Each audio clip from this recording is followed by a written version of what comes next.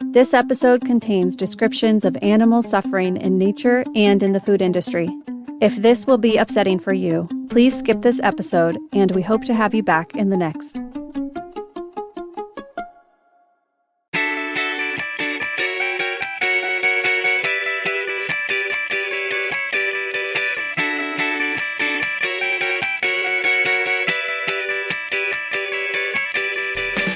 Hi, everybody. Welcome to the Flawed Theology podcast. I'm Phil. And I'm Susie, and we're asking the question, if your theology were wrong, wouldn't you want to know? Welcome back, everybody. Hope you are all having a swell week. Swell. I love saying swell. It sounds so 1940s. I feel like we're on an episode of Leave It to Beaver. Feels like Leave It to Beaver. Yeah, it seems like it's been a couple weeks since we recorded. I think our last recording was with Alex, and by the time you're hearing this episode, you guys will have heard that episode with Alex, the ex-Mormon, which was a really fun episode. I learned a lot from him. Yeah, I learned a lot too. So I hope people really enjoyed that episode. I've talked to Alex a couple times since, and he's like, if you want to be on for a follow-up, you just let me know. So yeah. So on Mother's Day, I went, well, you already know this, but I went to this free book event, right. And they had walls and walls of books about Christianity. And I'm not sure if that's a good or a bad thing. It means that people are getting rid of a lot of books about right. Christianity. But I found a Book of Mormon. Right, an actual Book of Mormon. An actual Book of Mormon. They're all free. So I was like, hey, you know what? I'm going to grab this since we had just talked to Alex. Yeah. So I've been dabbling in the Book of Mormon, and it's pretty crazy. Yeah. The whole tone of the book is so much like the Bible. Yeah. And so when I read that and then I'm reading the Bible and I'm like, why did I ever think? I mean, how can you think one is real and one's not when they're basically the same thing? Right. Yeah. I had a similar experience back when I was Christian. When I was in the military, I made friends with a guy who was Muslim in my unit. And I remember me and him sitting in the laundry room one night with me with the Bible and him with the Quran. And we were talking back and forth about the stuff in our respective religious books. And of course, at the time I was defending, and it wasn't really an argument, but now looking at those two books, they're very similar, in how they're written and the mythology and the kind of the stylistic things that happens in these religious texts is very similar. Yeah. And then the other thing that happened in relation to Mormonism is that a house burned down in my neighborhood. Right. And there's a GoFundMe going around for them. And right after that, I found out that they're Mormon. Oh, geez. Yeah. In light of just talking to Alex, I was thinking the Mormon church should pay for everything. Yeah. They have everything their insurance doesn't dollars. cover. Yep. Yeah. And these people have been tithing 10% hard of their income for years and years and years. At least give them that money back if you're not going to give them any more. They need it. Yeah, yeah. But of course, the Mormon church won't do that. Alex confirmed that for me. He said they'll never do that. Oh, no, they would never do it. Yeah, and there was actually just an article in the New York Times about the billions of dollars that was uncovered that the Mormon church is just hiding in real estate, which is what Alex had told us in the episode. And the Mormon church just came out and said, hey, it's nobody's business what we do with our money. Exactly. They didn't even try to say we're using it to help people, blah, blah, blah. They're just they were basically just no, fuck everyone. It's our money. Which is crazy. They keep saying they're using it or they're saving it up for when, Jesus comes back or for the culmination of his kingdom or whatever. And I'm like, why do you need money for that? You're not going to need money for that. Does Jesus take your money? Right. Well, clearly. Does he take dollar bills? I don't know. I guess according to George Carlin, he does. Remember that? True. Thing. Yeah. He's all God powerful. Really needs your money. But he needs money.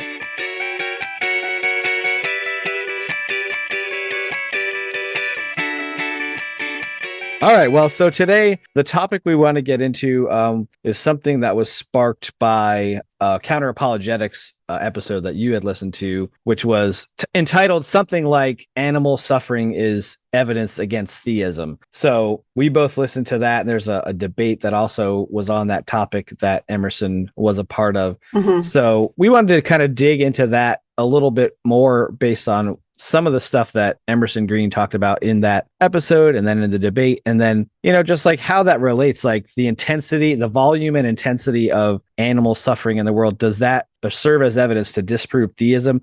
And not just theism in general, but specifically the Christian version of theism, where there's a loving, all powerful, all knowing God. Yeah.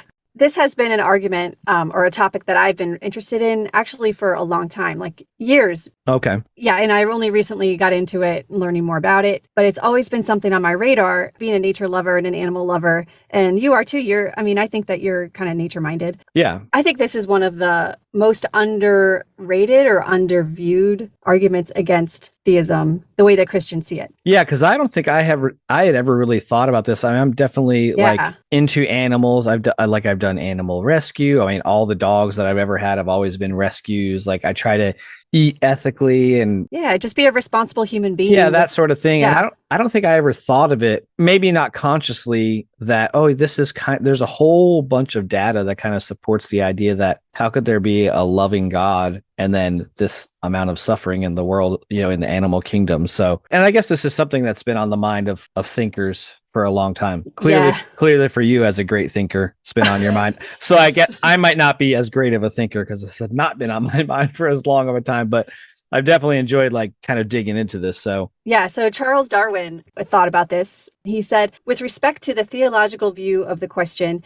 this is always painful to me. I am bewildered. I had no intention to write atheistically, but I cannot persuade myself that a beneficent and omnipotent God would have designedly created the I'm saying this wrong, I bet, Ichneumonidae, there it is, which is a parasitic wasp, with the express intention of their feeding within the living bodies of caterpillars. So this is a wasp that injects its eggs into a host, and when the eggs hatch, the larvae consume the host alive. Oh, that's fun. Right. And so this was apparently so problematic for him. Like he could not reconcile this with an all-loving God that he wrote this in a letter to somebody. Yeah, that's interesting. Yeah, and there's a lot, and we'll dig into this a little bit more, but yeah, there's a lot of examples in nature where you're like, how could that be part of a loving management system if that's the way it goes? Like, this is the plan. Yeah, that's the plan. So there's another quote from John Stuart Mill. It says, in sober truth, nearly all the things which men are hanged or imprisoned for doing to one another are nature's everyday performances.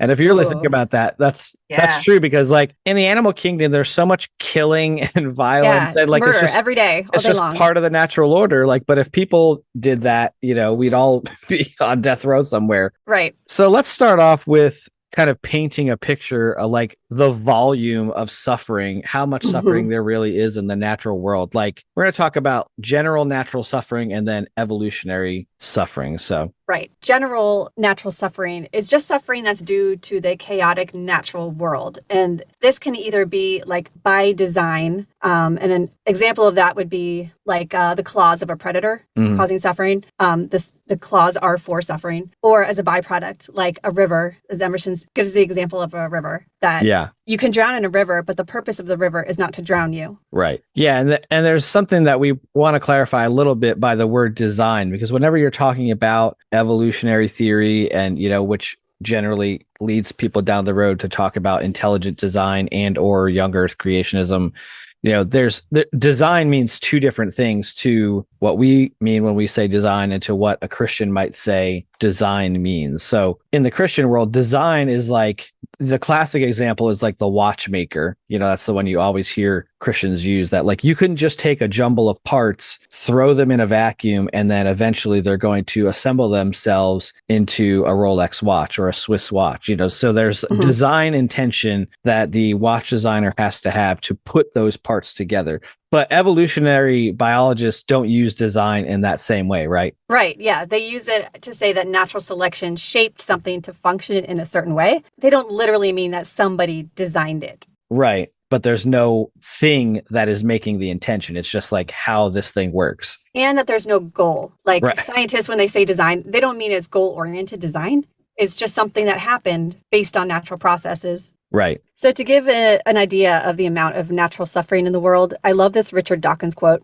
The total amount of suffering per year in the natural world is beyond all decent contemplation. During the minute it takes for me to compose the sentence, thousands of animals are being eaten alive. Others are running for their lives, whimpering with fear. Others are being slowly devoured from within by rasping parasites. Thousands of all kinds are dying of starvation, thirst, and disease. It must be so. If there is ever a time of plenty, this very fact will automatically lead to an increase in population until the natural state of starvation and misery is restored. And that's from his book, The River of Eden. Man, that's like, it's like disturbingly poetic, like the way it's the way that's written, because it's like we don't really think about the level of stuff that's going on in the animal kingdom every day, and like we don't think about this stuff at all in our everyday life. Like, no, humans tend to think that nature is kind of like on this idyllic path and it's on autopilot. right. And it's just out there and they're doing their nature thing, and like deer are prancing around in the prairie, and right. butterflies are just flying by and they're having a fun time sucking on nectar. Yeah. But it's not like that at all. That's Right. just what we like to think it's like. Yeah, that's how we like to paint the picture. I happened to come across like one of those like video shorts. It was one of those huge lizard things. I can't remember what they're called. Are they like Komodo dragons? It might be like a Komodo dragon. I can't remember, but the thing is huge. It's like as big as a crocodile. You couldn't see what it was creeping up on. And then the camera pans out and there's a baby deer there. And this thing assaulted this deer with such swiftness that it was like, oh shit. Like, and the deer screamed because like this thing clamped onto it and the deer just went, like it was actually really disturbing, because that's just how it is in nature. That animal had to eat, and it was like, oh look, here's a baby deer, I'm gonna go eat it. Like, we're bird lovers in our house. My husband's a bird guy, so we had a robin that decided to make a nest under our deck this year, and so Doug set up a camera so that we could watch this robin and its babies like all the time. And a house wren, they're very territorial for no reason at all other than that they are. Right. This house wren came up and picked up the babies and just thrashed them around until they died. Oh, Jesus. Yeah, we got this on camera. Wow. And I was like, why the hell is this house wren? I mean, they don't even eat the same stuff. Right. They had separate nests. They're not a threat to each other. They're not a threat to each other. Yeah. There's no reason these house wrens have to be so aggressive. Wow. There's no reason these little babies had to live 3 days and then die. Yeah, that's not the kind of thing you want to catch on your camera either. You're like, no. You and the kids are watching this nice birds, and then all of a sudden here comes hell wren. And it's going to come in there and just like dominate. Yeah. That's crazy. Doug was very upset. Yeah, so there's just like natural suffering that's part of the design of nature. It's just part of the world. And then there's physical suffering. And the first one we wanted to talk about with this one is food production. Forks Over Knives was the first thing I ever watched of all the food documentaries that I actually considered being a vegan, because I was like, oh, you were horrified. There's like no ethical way to eat meat, like after watching that thing. And there's also health things, but there's so many animals killed every day. Just in the US, there's actually a website called the US Animal Kill Clock, and we'll link to it. Oh, that's cheery.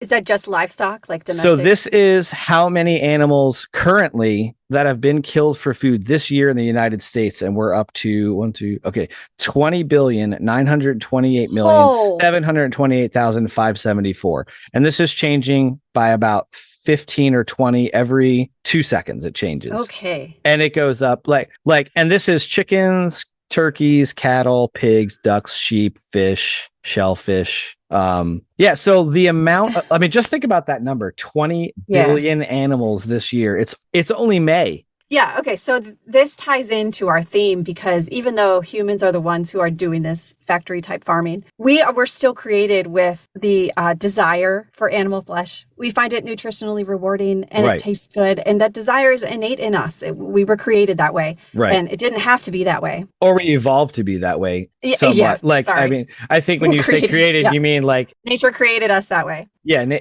We've evolved basically as the human species, and basically like convincing ourselves that we're the top of the food chain. Like some of that is like that narcissism that we've talked about in other episodes, that like, hey, we can kill whatever the fuck we want because we're everything that matters. Like the animals don't matter. Yeah, it says that in the Bible. We have dominion over the animals. Yeah, you got dominion. Yeah. So food production is one way you see physical suffering in like that's an extreme amount of suffering. And we have data on that suffering, which is why we're highlighting it here. We don't have like data on, suffering that takes place in the forest that nobody sees. Yeah. And that's an unnecessary suffering that doesn't need to happen, really. And if you watch some of these documentaries, you see that the way that they treat these animals, the way that these animals are raised specifically to be killed, it's inhumane. There's no other way to say it. And people know that it's wrong what they're doing, but we don't care as a society. Yeah, I care, but I'm also very hypocritical about this because I haven't given it up, and I'm like too afraid to watch those documentaries. Yeah. So I fully admit I'm being a hypocrite about this. What's the next aspect of physical suffering that we wanted to talk about? I'm going to sneeze. Okay, we're going to talk about sneezing, which leads right into adverse or extreme weather, because your sneezes come out at 200 miles an hour. So that's like a category. How did you know that off the top of your head? Come on, I'm a fountain of knowledge. You're like Lars. Yeah, no, I'm not that smart, but I think category 5 is 150 miles per hour. Ooh. So that'd be like an uncategorized hurricane just came out of your nose. I staved off the sneeze. We're good. Way to go. All right. So adverse and extreme weather, this like is the kind of thing where suffering is like a byproduct. Heat isn't necessarily, the goal of heat is not for killing of animals, but it does that. Like, yeah, it often does that. Heat stroke. Yeah. And there's more extreme weather like cold. Animals freeze to death. If birds can't find shelter during an ice storm, then their feet may become frozen to the branch on which they're perching. I did not know this. And that's so disturbing. Yeah. Like I said, we're bird people. And I was like, hey, Doug, did you know this? Some birds become buried in snow, suffocate. Jesus. Recalling his face when I told him this. That's fucked up. Like, and heat's the same way. I mean, we talked a little bit about the animal kill clock, but also like farm animals die as a result of extreme weather. And they have data from 2019 on this, that it was like 927,000 farm animals died as a result of extreme weather. And that's across like all the kind of livestock, but that's a lot of animals. That's almost 1 million animals dying just because of heat. I got another stat here it's more about like global warming and like how that affects, like how that's going to affect like how animals are going to survive. And so that's another thing. Like, I didn't even think about that. And it's funny because farm animals are contributing so much to global warming, and then it's then it's eventually gonna kill them all. Yeah. And us. Yeah. And then, of course, animals get injured just in the course of being animals. I just adopted a cat that had came into the Humane Society with a broken leg, and like the femur bone was just completely snapped, and it was like in an X shape on the X-ray. And they couldn't save the leg, so they amputated, and then I adopted her. And it just got me thinking, like, the pain that she went through in the month or so that she had that broken leg, trying to walk on it must have been intense pain, like searing pain, like we can't even imagine. And then that happens to animals all the time in the wild, and there's no vets out there to take care of them. Right. Yeah, there's like a wealth, a plethora of injuries that just happen every day as part. And again, injury is one of those things that's a byproduct, of the environment. Like, gravity. The environment isn't intending to injure people. It's just kind of what happens. Yeah. And then drowning. I mean, animals drown, people drown. Right. Water is life-giving, but it also can take your life. I mean, the world is just full of dangers that we can't fully avoid. And this is a little off topic, but when Christians or when theists use the fine-tuning argument that the earth is made for us, it's perfect, it's our perfect habitat. No, it's not. No. It's far from it. Right. So wildfires is another one. And I found this stat. First, before I tell you the stat, imagine burning to death. I actually can't because I've never burned. Yeah. So I can't imagine how that feels. Well, you probably burned your finger or something, right? Well, sure, but not like 2nd or 3rd degree. Right, but not like catching yourself like on fire. Jack Robertson's daughter, I can't even imagine something like that. Now, imagine that times 3 billion, because that's how many animals were burned alive in just 2020 in Australian wildfires. Oof, yeah. So imagine the pain and the confusion of these poor animals as they're trapped in the forest. Right. And then you'll hear how the ecologists and stuff will talk about how good fire is for trees, for nature and for the trees, and how it's actually necessary for the propagation of the forest and all that kind of stuff, because it drops seeds and it does all this kind of stuff. So like, that's just a weird intentional design. If that's an intentional design to kill off all the animals in a forest, just so you can drop a bunch of seeds can burst open. Yeah. Right. Yeah. It's weird. And the last one in this section, I think, is probably the biggest one for both of us: predation. Like, yes, it's by design. Yeah, you can't say that it's a byproduct or it's a perversion of nature. That is nature. That is how it was, quote unquote, designed. Right. You got teeth and claws. They're specifically designed to maul and dismember and kill. They're not going for a quick, easy death sometimes either. Like, you hear about some types of prey that will actually like paralyze them, and they're going to do stuff to them for a month or a year. Torture them. Yeah, they're going to torture them. Like, it's crazy. I mean, a snake will take like a month to digest something, and it starts eating it whole. I saw this happen in my backyard recently.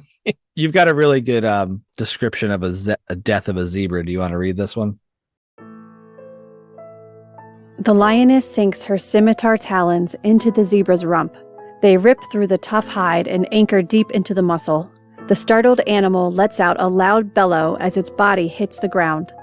An instant later, the lioness releases her claws from its buttocks and sinks her teeth into the zebra's throat, choking off the sound of terror. Her canine teeth are long and sharp, but an animal as large as a zebra has a massive neck, with a thick layer of muscle beneath the skin. So although the teeth puncture the hide, they are too short to reach any major blood vessels. She must therefore kill the zebra by asphyxiation, clamping her powerful jaws around its trachea, cutting off the air to its lungs. It is a slow death. The zebra's death throes will last 5 or 6 minutes. Oof, that's disturbing. Yeah. And you've seen these videos of this happening on like these nature shows, and like you watch it and it's like it's impressive and you're like, wow, like look at that like lion, the way it hunts and blah blah. And it's fascinating watching that whole behavior, but at the same time you're like, that's fucked up. Like the zebra's just down at the freaking river trying to drink, and all of a sudden it's got a lioness just chomping on its ass and asphyxiating it. Like, yeah. And you really have to desensitize yourself to this kind of stuff. Like, I think our natural inclination is to be horrified and outraged and feel sad for the animal that's being eaten. But I don't know, over the years, I've just placated myself by saying it's nature. Right. Sorry, that's just nature. And I have to do that with my daughter now. You know, when we watch these documentaries, she gets really sad to the point of tears. And I'm like, sorry, girl, it's nature. Yeah. Circle of life, like, yeah. But that doesn't take away the fact that they are suffering when they die. Right. And just because we dismiss it as nature doesn't mean their suffering goes away. Right. So another aspect of natural or physical suffering is like diseases and parasites. There's so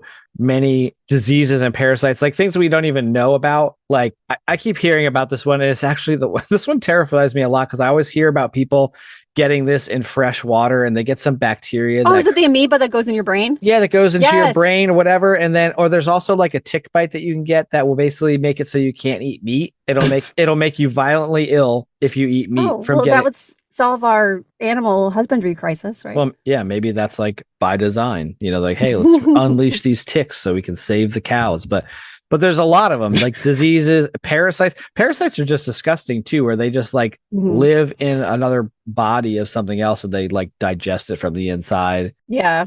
I found an example of a parasite called the guinea worm, which is transmitted when a person drinks water containing infected water fleas. Ugh. Okay, so these worms, they grow inside you and then they burst out of you. They gnaw their way out of your skin, causing incapacitating pain. That sounds real pleasant. Luckily, infection has substantially diminished as a result of eradication efforts. There's one called avian salmonellosis. Oh, that's not a parasite. That's a disease. That's a disease, yeah. But it like the symptoms of this disease for a bird, I guess we're really harping on birds because you're a bird person. Yeah. The symptoms of this thing of what it causes for the bird, like it causes their feathers to like fluff up. They get unsteady. They shiver. They have loss of appetite.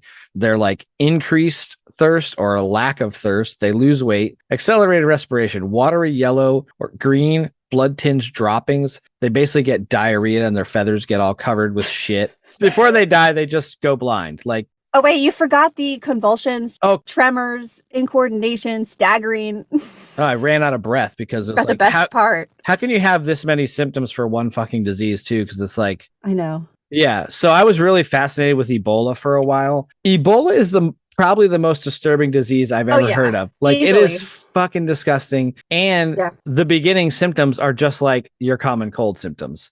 So you don't even know what's coming. Runny nose, headache, fever, I mean, it's a lot like COVID started, it's just like these basic, which kind of leads into the next thing of like pandemics. Why would you have this level of suffering in the world? Like COVID-19 was a worldwide pandemic and it's still ongoing. That's not even the biggest one. Like stat wise, I went to Wikipedia and we'll post the link to this too, but it's got a list of all the like epidemics and pandemics basically since the beginning of time. And then it ranks them by like the number of deaths that happen. And COVID is like number 5 on this list. The first one is Black Death, which killed anywhere from 75 to 200 million people. It was like 17 to 54% of the world population died from that disease. That is crazy. That's almost like a mass extinction. Yeah, it's crazy. And actually number 3 on this list is so old. It's called the Plague of Justinian, which is the death was 15 to 100 million too. And this was like a long ass time ago, 541 AD. So like these things have been persistent throughout time. I thought that was interesting because I think that's the oldest known plague that was recorded. And the Spanish flu, I didn't realize it killed this many people, 17 to 100 million in the span of 2 years. Yeah, that's crazy. Like the amount of death, the reason we're bringing up like that kind of thing is just to show the scale of suffering that is happening in the world. And that's human suffering. And we were talking about animals, but humans basically as animals are part of this ecosystem that is subject to suffering and death. Yeah. And then you got starvation. From the 1860s to 2016, it's estimated that 128 million people have died of starvation. That's only 160 years out of hundreds of millions of years. So when I think about starvation, I think like, what if I created a habitat, like a cage, and I put a bunch of some kind of creature inside? Yeah. And I purposely did not give them enough food, or I made access to this food very difficult. Wouldn't that make me evil? It would make you a pretty shitty person. Yeah. Like whenever you hear people talk about starvation and poverty and things like that, people just say, oh, that's just like a byproduct of whatever. It's like there's enough food in the world to actually for everyone to eat. Like, yeah. So why would you have a system where there is some people that can't eat? And again, if you're the omnipotent, all-loving God, why would you tolerate that? Like, it doesn't make sense. Yeah. I think the last thing in this section is about extinctions. Yeah, I really like this one. Yeah. Okay, so there have been 5 major mass extinctions that we can see in the fossil record. The most famous of which is the Cretaceous Tertiary extinction, which wiped out all the non-avian dinosaurs, right? So that was 65 million years ago. It also wiped out 50% of all plants and animals. And here's another interesting figure, that 99.9% of all species of plants and animals that have ever lived are now extinct. That's crazy. So this is really hard to explain under a theistic evolutionary framework. Like even if you accept evolution, right, and you say, no, God did it, God was guiding it. How do you make that fit? Yeah. Yeah, it's very easy to explain on an indifferent process, but not on a theistic one to me. It makes a good lead into the next kind of suffering we're going to talk about, which is like suffering that's just due to the mechanism of evolution. It's like similar to natural suffering, but this is like the mechanism that evolution uses is suffering. Like, yeah, in short, we wouldn't be here if it weren't for all the suffering of the creatures that came before us. Right. Suffering is baked right into evolution. I mean, you can't have evolution without suffering. It's a system based on death. Right. All right. So what do we mean by this? For there to be changes over time, there's some individuals in population that are going to have advantages and some are going to have disadvantages. So nature selects for these things called selection pressure. And then the individuals with a disadvantage are not going to survive. They're not going to reproduce as well as the other. So how would this manifest? So this could manifest in the form of starvation, which we've already touched on, but this could be due to not having long enough claws to dig tubers from the ground with or something. Like for some reason, you just can't find food as well as the other individuals in the population. Yeah, we can do like freezing to death where your coat. Like it's not long enough. Yeah. Yeah, it's not long enough. Yeah. Or you could be mauled by a predator because you are not able to outrun that predator. You're not fast enough, or maybe you don't have good enough eyesight to see the predator coming. Right. Or illness or your immune system, like you're more prone to disease. That's what the evolutionary mechanism does. It's the goal is survival, but in order to get to that survival, there's going to be things that die. Casualties. Yep. Casualties. Yeah. Yeah. There was a day last year when we were at my kids' school for an outdoor event. And I guess recently a bunch of baby frogs had hatched and there were like hundreds of thousands. I mean, I might even say 1 million baby frogs on the school grounds hopping around. Like in the grass, or just all over the place? In the grass, on the sidewalk, everywhere. Okay. And obviously they were getting stepped on because there were tons of people outside. Kids and everywhere. I just kept thinking, like, these poor frogs, they just hatched. This is their first or second day in the world. And they're trying to get down to this pond, right? And I'm thinking 99% of these frogs have to die. But that's okay because the 1% that survive are going to be able to be enough to sustain the frog population. Right. But this is hard to reconcile if you think that a loving God created this system and is guiding creatures and cares about the sparrows and, all that crap. Right. It doesn't line up. That's the same thing with turtles. I always hear about, because we go on vacation to Hilton Head, which is a big turtle area. Like there's millions of these turtles that'll hatch and then it's this rush to get to the ocean and most of them aren't going to make it. Yeah. But the ones that do make it are enough to keep the turtle population at the appropriate level for survival, And to advance evolution, right? Because the ones that make it are best suited to making it. Right. And the frogs that made it to the pond are, I don't know, either they're lucky or they had some kind of trait that made them more susceptible to getting to the pond. So this is the system that evolution in nature set up. Yeah. And it's just so obvious to me that this is unguided. It's indifferent. When we were just down in Myrtle Beach, we went on that like boat cruise, and they were talking about, I forget what animal it was now, where she laid like a million. Crab. Yeah, it was some kind. Oh, that's right. It was a crab. Yeah. And she laid like 1 million eggs, but only like five of the million eggs survived out of 1 million. I mean, yeah, that's a crazy number. Like, yeah, 1 million. So, 999,000 eggs are dying. And that is a system of competition. Yeah. And that's it. That's crazy. Yeah. So moving on, what do we not mean when we say natural suffering? Yeah, we don't mean that like because we die, we suffer. We're not talking about like the process of like natural death. It's natural and normal to die. We are talking about needless, gratuitous suffering that doesn't have to happen.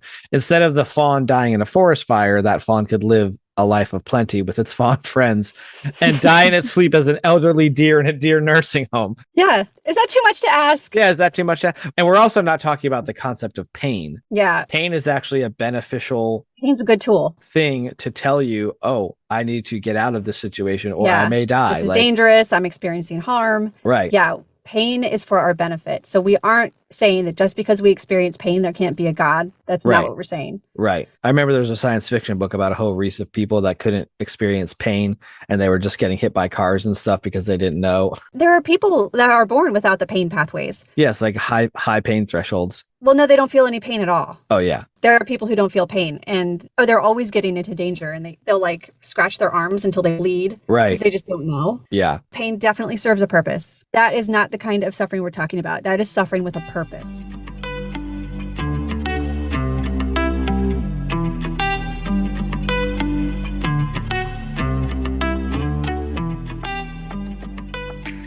Are suffering and evil the same thing? Like, what's your thoughts on this? I think there's overlap. I think that evil can cause suffering, but I don't think all suffering is evil because I think evil connotes some kind of like moral agency. And I don't think that nature can be evil since nature isn't conscious. Right. But if a God's doing this, I think that would be evil. Right. Like to me, evil indicates intention. Exactly. A serial killer is intending to inflict harm on his or her victims because they derive pleasure from it. That is evil. Yeah. A person dying in a car accident, while tragic, is not necessarily the result of evil. Exactly. If it's an actual accident, But we're bringing this up because this whole argument is called the problem of evil. Right. Emerson especially does not like to use that term. He likes to call it suffering for this very reason. So you can use the terms interchangeably, but I think that for our purposes, I like suffering better. If you use the idea of the problem of evil, it's easy to say, well, there's just people that are evil that do evil shit. But when you say the problem of suffering, it makes the problem much bigger and much harder to dismiss. Yes. You can't dismiss the problem of suffering by saying, oh, that's just how God works. Like we've already pointed out, there's too much suffering in the world to say, oh, that's just all part of his plan. Yeah.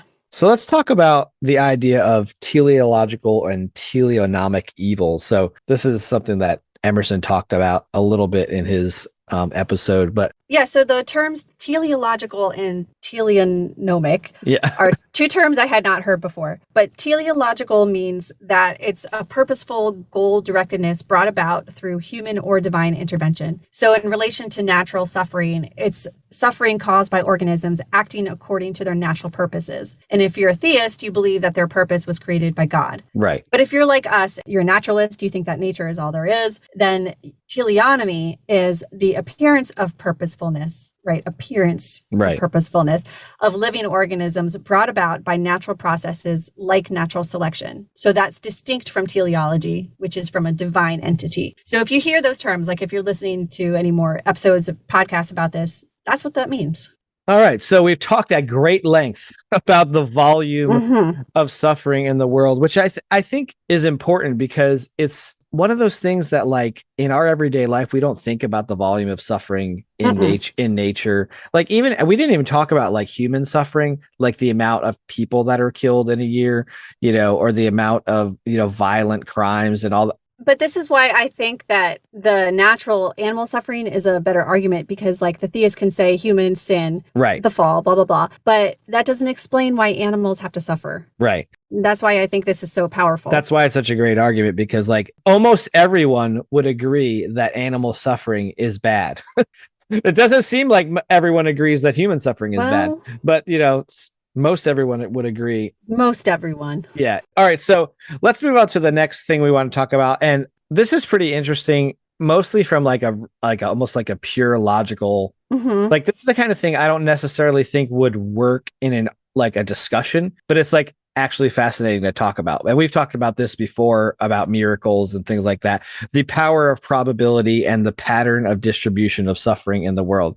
I love how Emerson says this. Yeah. So in his most recent debate, he used the term kind, degree, and distribution of natural suffering. Pretty sure he coined this. Yeah. And I really like it. So the kind is basically everything we outlined above, needless suffering.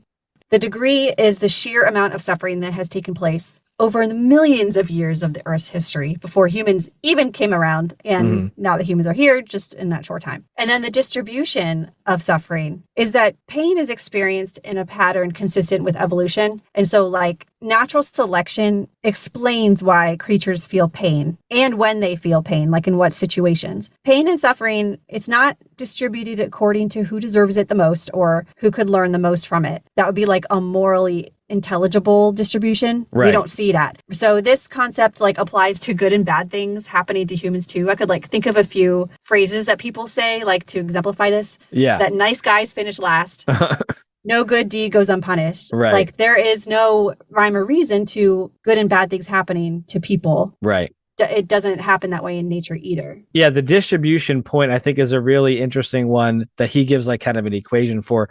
The way pain and suffering is distributed throughout the world isn't consistent with a loving deity. It's consistent with evolution. If there was a loving deity that was planning the pain and suffering, then you would you would expect it to follow a pattern, like you said, of okay, well, who's going to learn the most from this pain or suffering, or like this person or animal, this animal deserves suffering, whereas if it was an evolutionary process or a natural process, it would be random throughout the entire population, which is what you see. Yeah, and translating this to the human world, this is like your godly friend who got cancer, or my phlebotomist who's dying of lung cancer. Like, right. They're suffering right now, and they don't deserve that. They're godly. Right. Doesn't make sense. Yeah, it doesn't make sense at all. All right, so this is also stolen from Emerson, but I changed his variables because he used like, I don't know, K and N or something, and I was like, I wonder why he did that. E and H. Yeah, E and H, which maybe they stand for something. Version of this is like, if A proves B, does the lack of evidence for A reduce the likelihood that B is true? So in this case, A would equal the pattern or type of suffering is such that it would give evidence to theism. It's not needless. It's like the distribution makes sense morally. Like good things would only happen to good people. Bad things would only happen to bad people. And then B would equal theism. So if A is evidence for B, then not A is disconfirming evidence for B. Does that make sense? So it reduces the likelihood of it. Yeah. Right. Yeah. So this is hard. I kind of like this. This is almost one of those things to be easier to see on like a whiteboard. Yeah. But like it doesn't necessarily prove, and Lars made this distinction and I love it and I use it all the time. There's a difference between proof and evidence. So it doesn't necessarily prove that B is not true, but think of it like this. If you find my DNA at a crime scene, that would be evidence for me being the murderer. It doesn't prove it. It just proves that maybe I was at the crime scene. But if you didn't find my DNA at the crime scene at all, it greatly reduces the likelihood that I committed the crime because there's no evidence at all that I was at the crime scene. Let me reiterate this. So if finding your DNA at a crime scene would be evidence for you being the murderer, then not finding your DNA at the crime scene reduces the likelihood that you are the murderer. Although it doesn't mean that you're not the murderer. not A doesn't disprove it, but it takes away the evidence. So yeah, that's kind of I don't know. It's like one of those splitting hairs to distinctions that I think is really important, because you hear the word proof used all the time when you're arguing with people or when you're discussing. They're like, well, there's just no proof for that or whatever. And I find myself saying evidence. I try to say evidence more often, because there's very few things in this realm, when you're discussing theology and stuff, that are proof based. There's a lot of evidence based things. Proof leads to a conclusion, and evidence just assists us in determining the reality or existence of something. Yeah. So a total collection of evidence can prove a claim. I just got this off of Google. Yeah, I like that. Somebody posted the other day on Facebook like that they want to be an evidence-based person, and I was like, yeah, that's exactly like how I think. It's like if there's not evidence for it, there's just no need to accept it. And that also goes back to a point that we've made several times, that there's a difference between accepting evidence and believing things by faith. Like when you have evidence for things, there is now no need for belief or faith. Right. Because you just accept the facts for what they tell you. And only the facts, yeah. Now, on the other side of that, it seems like so obvious. It makes so much sense. Like, why would you ever just believe things because someone told you? We were indoctrinated to. Yeah, we were told we'd be bad people if we did. If we didn't. Yeah, exactly. So going back to A and B, how this all ties in to A and B is that the reality of natural suffering that we do see around us does not disprove theism, but it does reduce its likelihood. Since if we did see a different or better world that makes more moral sense, that would be evidence for theism. Right. So because we don't see that, it's evidence against theism. Right. But it doesn't have to be like equal and opposite. Like Emerson said, it doesn't have to be equal and opposite evidence, the strength of it. Right. But it does push it down the other direction. Yeah. And I thought that was an interesting point that he made. It's like, it's not equal and opposite. There is levels of strength of evidence. So yeah. All right. So we're basically saying that if the distribution of suffering had some kind of pattern, then it would indicate that there's someone at the controls, right? Which is what we said earlier. Like, if the pattern of distribution is random, then it would seem to indicate that nobody's at the controls, which is kind of, that's what we see. Yeah. And that would go for good things too. So like good things you see distributed randomly too. Like when I want a free cruise. Right. Yeah. Like exactly. I didn't deserve that. Yeah. Didn't teach me anything. Yeah. It was just something random that happened. So if you're taking all these points and you're putting them together, we have a reality that contains suffering of a certain kind, degree, and distribution, and the alleged creator of the universe is all-loving, all-powerful, and omniscient, and is in control. Do those two things go together? Are they coherent? No, they're very incongruent. Like Yeah.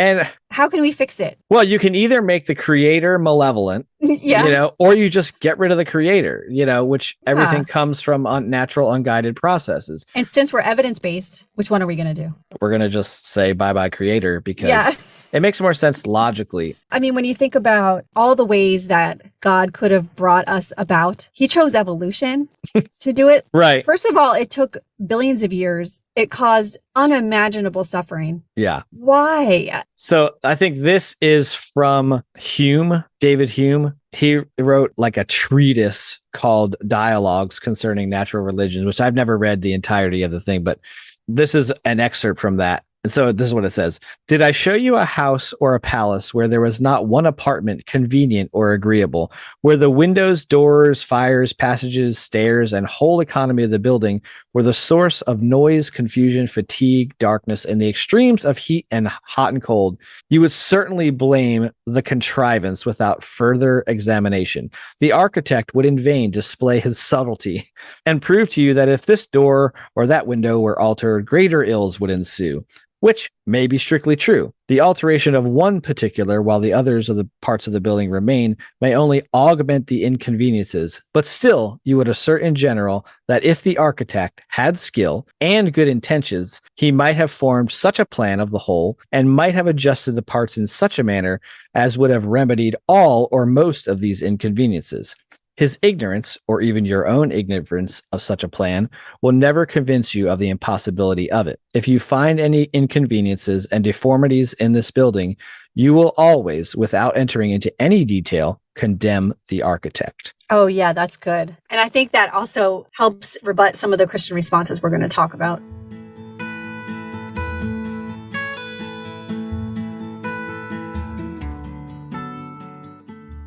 Yeah, so let's talk a little bit about some of the Christian responses and then how we would kind of rebut them. This one is from the debate that Emerson had with, I can't remember the guy's name that he did, so we'll just post the link to the debate so you can listen to it. One of his responses was basically, he said, we don't know what the best possible world could be, or we don't know that this isn't the best possible universe. Like, yeah. And Emerson kept saying, I can change one thing. Like, right. What if there's one fawn that doesn't die in a forest fire? That's a better world than this one. And the other guy just kept saying, no, I don't think we can say that. We don't know. He kept saying, presumably, like, oh, well, presumably that might be better, but you don't know that. Like, well, yeah, but in general, most people would agree that less suffering equals better, right? But he can't admit that. And he couldn't admit it. Like, so there's so many problems with that because it goes right to the point that we were saying, you have to make God malevolent. If you believe in God and you want to hold to that and then say you can't know what the best possible universe is, your God has to be malevolent. Then you don't really have a choice. Like, well, yeah. And he kept talking about how we don't have God's wisdom and foreknowledge and overarching view of the universe. And so we can't possibly know if this universe could be better. Right. I think that's complete BS. Yeah. It's the frustration of arguing with his ways are higher than our ways, and it goes right along with the God is in control and he knows better. But there's no evidence that he does know better. And it wasn't a real argument. It was just like a stopper. It was like Emerson's argument is like running into a wall. It's a thought terminating cliche. Exactly. Yeah. It wasn't a real rebuttal. So I don't know that anyone besides this person, who is a very intelligent guy, would say this kind of thing. Because I think most people, and you mentioned this in another episode, like when you're talking to people, like ask them, can you imagine one way God could do something better or something different that would be better? And if the person is intellectually honest and can say, well, maybe God could do this better, that's the beginning of the end, because you have to pull the thread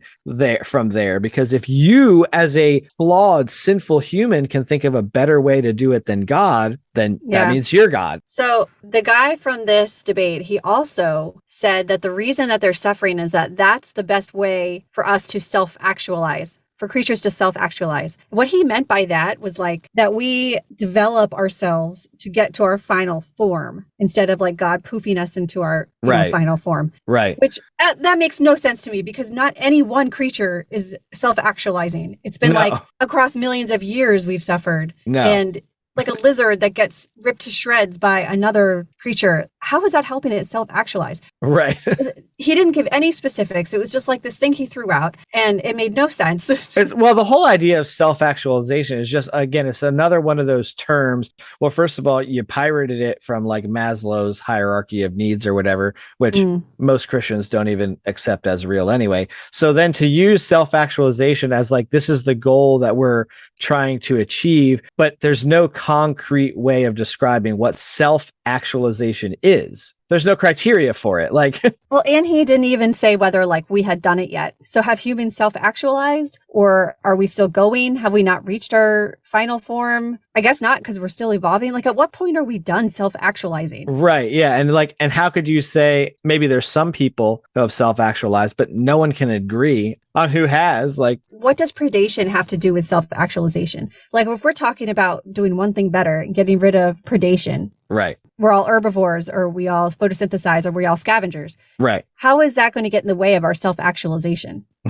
It wouldn't. It's not. If anything, it would probably help, because no one's getting killed needlessly. Yeah. Yeah. It was just rationalization. It's just him trying to rationalize our current reality with what he wants to be true. Yeah. So another thing that, not this apologist, but a different one, I think it was in the debate with the dry apologist, Emerson Green and the dry apologist. This one used the butterfly effect or the chaos theory. So like saving the fawn in the woods could prevent some other good thing from happening. Oh, for fuck's sake. That's like literally what he said. So Emerson brought up a good point. Like, in that case, we're going to overanalyze every moral decision that we make. And this reminded me of Chidi from The Good Place. Like, he didn't know whether to get the blueberry muffins or right. like, I've been watching a bunch of clips from that show this week just because we've been talking about it. I'm like, I might need to rewatch this show because it's it's so good. It's so good. But yeah, we would be constantly overthinking everything. Right. Because then there's no such thing as like a meaningless decision. Like, every decision has potential impact. And there's plenty of people that would say that. They're like, oh, yeah, your decisions have a ripple effect. But like, in reality, there's no way really that you could say in nature, if there was less predation, there's some bad outcome that could come from that. And I mean, if you use that same argument for human suffering, then you're also saying like we should not save, or God shouldn't save, or we shouldn't save kids from being trafficked, sex trafficking, Right. Because there could be something good that comes out of it in 100 years from this one child being sex trafficked. Right. That is a ridiculous thing to say, and nobody would ever subscribe to that. I would challenge that there's no one that wouldn't say. Ugh. Because look at all the times you see people post something about something horrific that happened in their life. Oh, you're right. I don't know specifically about a person who survived sex trafficking, but look at someone who maybe was a sexual abuse a survivor as a child and then grows up to be a therapist. Right. And so now, because they survived sexual abuse, they can use their experience and their healing from their trauma to help other people. So they would say God used that thing for good, and so maybe there's a purpose for me having been sexual abuse. But if there was no sexual abuse, she wouldn't need to be a therapist for sexual abuse. And so correct. That's a circular thing. I mean, I feel like this butterfly effect thing actually makes perfect sense for Christians to use because it's what they're doing anyway. They're assigning value to literally everything that happens in their life and in the universe because it all has some bigger meaning. You're right. Okay, what's another Christian response? The go-to Christian response for any kind of suffering is free will. Yeah. I don't even know where to begin with animal suffering and free will. How does our free will result in animal suffering? I don't know. Well, and do animals have free will? No, they're programmed. They're running on instinct. Yeah, that's why this whole argument for animal suffering is such a good one, because you can't say that animals have free will and that's the reason that they're suffering. The lion isn't choosing to attack the gazelle. It's fucking hungry and it's made to do that. It has a drive to do that. Yeah. The things that you would use for humanity fall flat when you're talking about animal suffering, which is why I guess it's such it could choose this gazelle or that gazelle. But other than that, I don't think it has free will. Which exactly is what it's going to do. It's going to pick the weakest one. True. You're right. It doesn't have free will. Okay. No free will. It's like, oh, that one's weak. It's slow. I'm going to get his ass. Right. You're right. And then this goes right along with the idea of sin. This is how they would try to explain this is it. Suffering. Yeah. Sin is the reason that there is animal suffering in the world. The world is fallen, and it's the explanation for all the suffering and bad in the world. This is hollow for many reasons. That sucks for the animals. I mean, why did the animals have to suffer for something that Eve did? And for that Adam and Eve did. Right. And again, to God's omniscience, if God knew we were going to sin, it was going to result in millions and billions of animals dying. Why the fuck would he allow it? Can you imagine if animals could learn this fact? What if all the animals became aware of the fact that they're suffering because of something that we did? Yeah, there would be a real problem. We'd be in trouble. There'd be an uprising. Yeah, we'd have some real problems on our hands because I'm pretty sure I'm not outrunning any lions. I would just have to outrun whoever's next to me who's slower. But sin in general is weak for a lot of reasons. Sin is something that was invented by man as a construct for power and control. Oh, that's what we think. But the Bible also says that God created sin and evil. There's a lot of places where that happens. I have one of them here from Isaiah where it says, I am the Lord and there's none else. I form the light. I create darkness. I make peace and I create evil. I, the Lord, do all these things. Yeah. I mean, the bottom line is that God knew all this, right? He did nothing to stop it. And we've already talked at length about this paradox. But if you take the Genesis story literally, like I know your parents do, my parents do, and they would absolutely cite the fall as the reason for predation. Right. This is a huge overreaction on God's part to Eve eating a fruit, right? Right. Eve, okay, so everything was hunky-dory. Everybody was eating plants and even lions, right? And T-Rexes. Sure. They couldn't reach anything. I just got a 3D printed T-Rex, but it's on my desk at work and it's awesome. But sidebar. Nice. Yeah. Yeah. So what exactly happened? What's the timeline here? Eve ate the fruit, God got mad, and then invented canine teeth. Right. Did the lions not have canine teeth before, and now suddenly they have canine teeth, and so do humans? Right. This is just ludicrous. People don't really think about the mechanism of it happening. Right. The animals were all in the garden anyway. So you're saying that before the fall, before Eve took the fruit, and actually it's not Eve taking the fruit. Remember, it's Eve ate it and then gave it to Adam, and then that was the real kicker that killed everybody. So right when that happened, all of a sudden the lion was like, ooh, zebra. how you doing? And Yeah. he goes over there with the frickin' claws, and then, Nice. but before, what was that lion eating before? Plants. The lion was just eating plants, and then all of a sudden, a little switch happened and says, "I'd rather have zebra now." And not just that, but it grew the tools to kill the zebra. That's what I want to know. Is it like immediate? Canine teeth just emerged from its mouth. Right. And it grew claws in that one moment. Yeah. Or did it have them all already, but they were just used for like dormant? They were just for scratching other lions' backs. Like that's what they were for. Well, what were wasp stingers for? And did the parasites exist, or did they just poof into existence at the time of the fall? Yeah. It's all falling apart, Phil. It doesn't make any sense. Yeah, it all falls apart. And then this is related to the sin thing, but I forget where I saw this. I think it was on Reddit, or maybe it was a blog post. It was a comment on a blog post. That's what it was. Yeah. David Attenborough had like a clip of talking about a parasite in the eye. Yeah, it was Attenborough. He was on TV and he was being interviewed about why he didn't believe in God. And he basically used this African worm eating a child's eye, saying that if there's a God, then he's a pretty heartless God. And then this is a Christian article.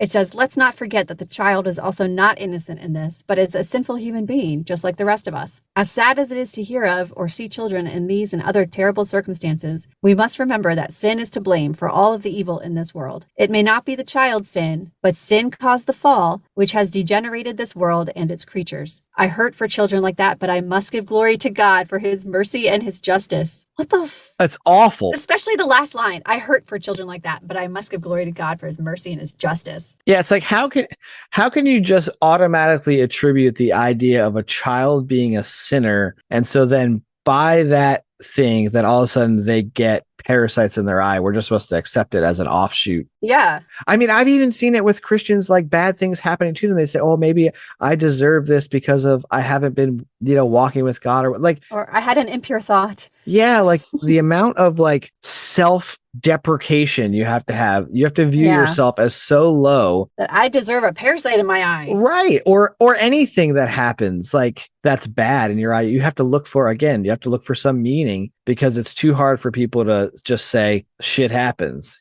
Exactly. And theists have to have meaning. They can't have random patterns. That would open the door to things not being meaningful and not coming from God, and things just happening. And God has to be in control of everything. So they can't say that the parasites aren't from God. They have to say it's from the fall.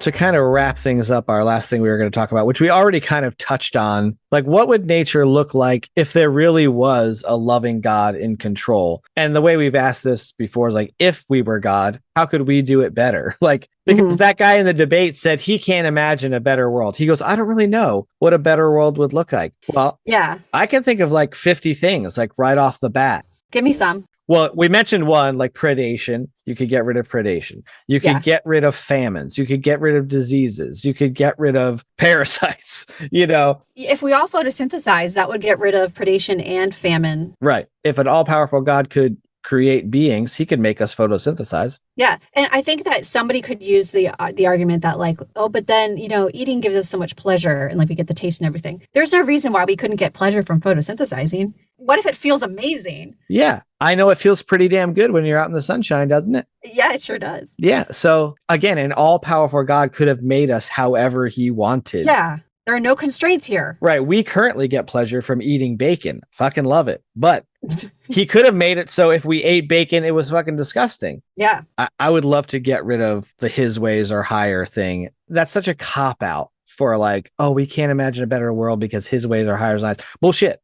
Yes, we can. Yeah. And I think any person who's actually honest with themselves would say, I can imagine a better world, or I can imagine one thing that God might could do a little bit better. God could have done this better. He didn't have to kill my brother or let my brother die or let my brother have this horrible cancer. Or I have a friend now who's dealing with breast cancer. Like she doesn't deserve that. Like, your phlebotomist doesn't deserve painful lung cancer. And that's the thing. It's not that we don't have to die. It's that we don't have to die in such a painful, drawn out way. Right. Like cancer is, or people who burn to death. Right. Or people who starve to death, like kids who starve to death in Africa. Right. All this is just needless suffering. There is no good that comes out of a kid starving to death alone in Africa. No, nothing. So humans in general have the ability to respond to suffering in the world, and you see humans doing that to animal suffering and human suffering. You see a lot of people donating to their local SPCA. There are a lot of people rescuing animals. There's a lot of people donating to conservation organizations and environmental organizations. Yeah, I support people who I know are out there reducing suffering. Like an example is Kristen, who does the Kitten Sanctuary. Mm-hmm. She is dedicating so much time and effort to reduce the suffering of these kittens. Right. Or the water production around the world, or all these kinds of things. There's all kinds of ways to reduce suffering in the world as humans that we can do.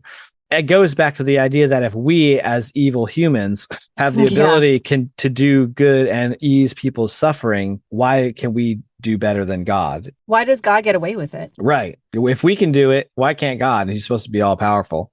So this is more of, I don't know, it's kind of a rhetorical question for us to think about. Like, but what is our responsibility, with regard to animal suffering? And you mentioned, like, you can donate and support causes that help ease animal suffering, like the Kitten Sanctuary and like your local, pet rescue.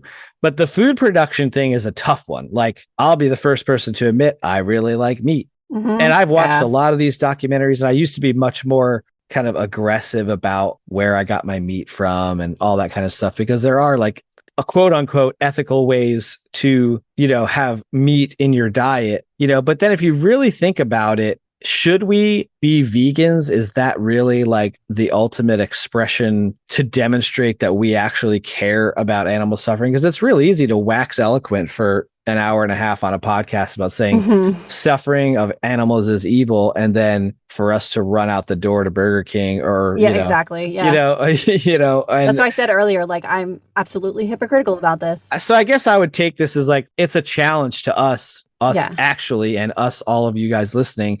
Like, think about the ways that we can change our lifestyle to ease animal suffering in the world, because like everybody understands and would agree that it's inhumane what's happening in our food production system, and there's things that we can do to change how we get food. So make it more humane and reduce the suffering. Is what you're saying? Yeah, and I think there's ways to do that. There's a lot of good resources out there about food production. Even if you do continue to eat meat, I think there's a way that you can do it in an ethical and humane way. Right. I still think there's a little bit of mental gymnastics as you're still killing an animal. It's hard because, like, I've rationalized it in the past of, like, they eat each other in nature, so we can eat them too. Right. But I'm not sure if it's the same because we have the ability to do it in a more humane way, and they're driven by instinct. Right. We have these higher cognition. We have the sense of morality that they don't. And so I think we have more of a responsibility. Yeah. So what are some of your kind of final thoughts about this, just to wrap this up? I mean, I just find it really difficult to reconcile the Christian triomni God of the Bible, who claims to love us. And what does it say? That every hair on our head is numbered, and he cares for the sparrows and all that. That he would simply spark everything in motion and watch with indifference as evolution unfolded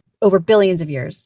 Animals suffered, tragedies occurred, extinctions happened, people starved in famines, died of diseases, and it just goes on. It doesn't add up for me, and the mental gymnastics that's required to hold all that up is just too much. Mm-hmm. Naturalism is simpler than Christianity. So unless Christianity explains reality better, you have to go with the simpler explanation. Yeah. So it's naturalism. I mean, just get rid of theism. It doesn't explain reality better. Right. It doesn't. So you're speaking at it like if God started evolution. Yeah. My thing would be like, if you believe that God created the world, that it's even more damning of a case against that deity, because the amount of suffering in the animal kingdom, it's unfathomable. And most people, regardless of religion, would agree that animal suffering is bad.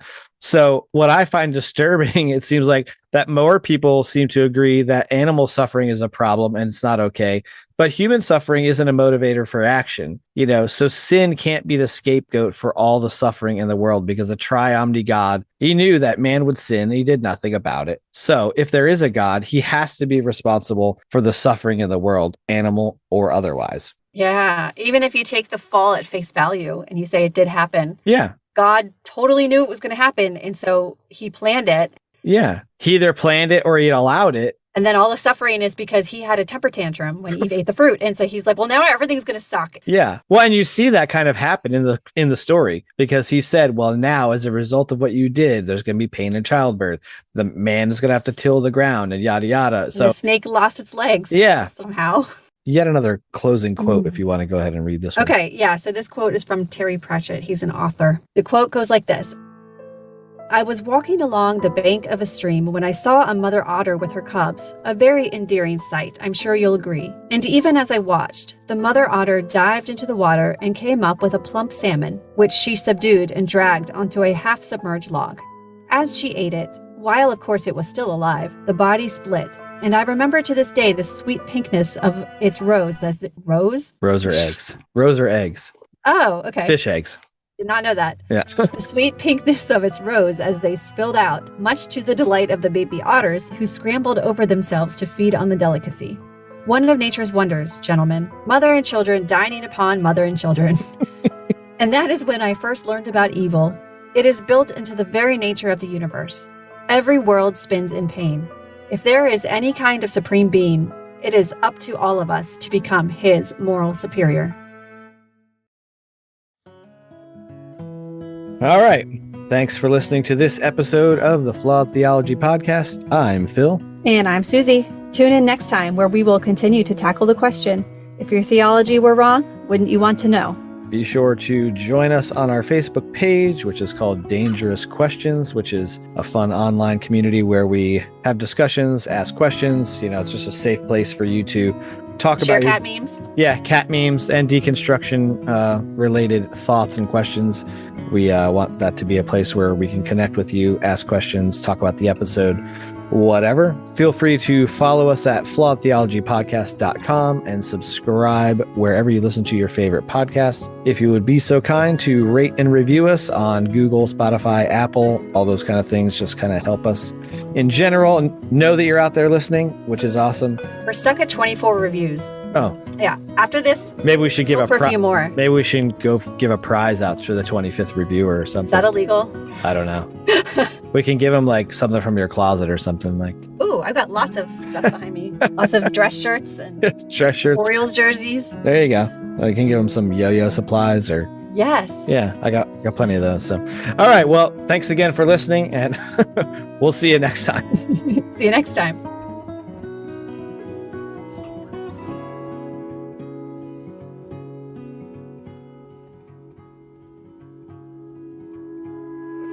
I used to be really fascinated with not cholera. I can't remember the disease that's been in Africa a couple of times. There've been a bunch of big outbreaks about it. The bubonic plague? No, not bubonic plague. What the hell is it called? Oh, I know what you mean. It's gonna drive me nuts. Oh shit! It's the one where your insides turn to goo. Yes. Hold on, let me just Google it real quick. Why can we not remember the name of that? Disease outbreak. What the hell is it called? We're gonna just edit this where we can't remember the name of the disease. Ebola. I feel so stupid. Ebola.